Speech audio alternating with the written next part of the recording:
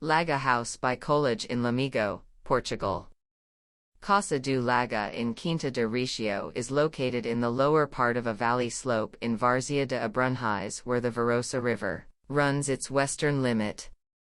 The work is a reformulation of an old wine press that is located in the center of the farm. The agricultural equipment supported wine production, with two large stone tanks that occupied practically the entire ground floor.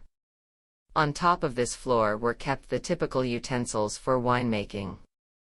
Connecting these two floors, on the back facade, there was a staircase attached to their perimeter. The order asked for this equipment to function as a rural tourism accommodation, with the capacity to accommodate 3 bedrooms to offer rest to those who decide to come and experience the framework of a life dedicated to great production. The strategic position of proximity to the maintenance that the mill offered now serves as a house that privileges contemplative isolation, surrounded by lines of vineyards and a backdrop of forest. The 3 distinct materialities that can be identified in the exterior volumes of the house denounce its programmatic partition. The ground floor consists of double yellow granite masonry with a total thickness of around 70 centimeters, and houses the social areas. Above this rests a volume covered in wooden slats with a roof that mimics the slope of the vineyard's terrain where the private spaces are distributed. The 3rd volume is the vertical connection of the other 2 and is covered with slate bars, applied vertically from the stock that Quinta de Recio uses in the maintenance of those that exist throughout the farm, where the guide wires are tied to the vineyard lines.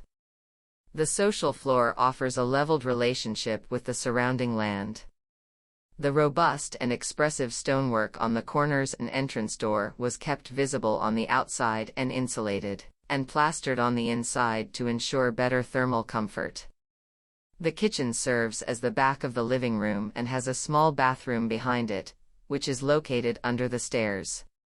The relationship between the kitchen and the dining room is open, and the latter is related to a living room configured in a U-shape uneven on 3 steps. This shape results from a peripheral lintel that supports the lowest level of the house in the form of a bench. The 2 stone tanks were dismantled and found a new configuration in the threshing floor that now extends into the development of the living room to the outside through the house's largest opening to the river. The connection to the upper floor is via a fan staircase. A large skylight runs along the entire direction of this connection and also brings some natural light to the back of the living room below, and the bedroom hall above. In the private area, from this hall, you can access the 3 bedrooms with a very open relationship with the outside. 2 of the bedrooms have an interior balcony that increases their area, and another with a window across its entire south facade, which is positioned in the area with the highest ceiling height of the private volume. The interior finishes continue the materiality of other houses on the farm to reinforce an overall idea. The entire floor is made from handmade clay pieces, the walls are plastered and white, and all the wood carpentry is visible. All the metalwork on the windows and shutters is dark to finish off the black screen on which the wooden covering is nailed, except for the house door and the narrow window that aligns with it in the moment of entrance, which are made of solid wood.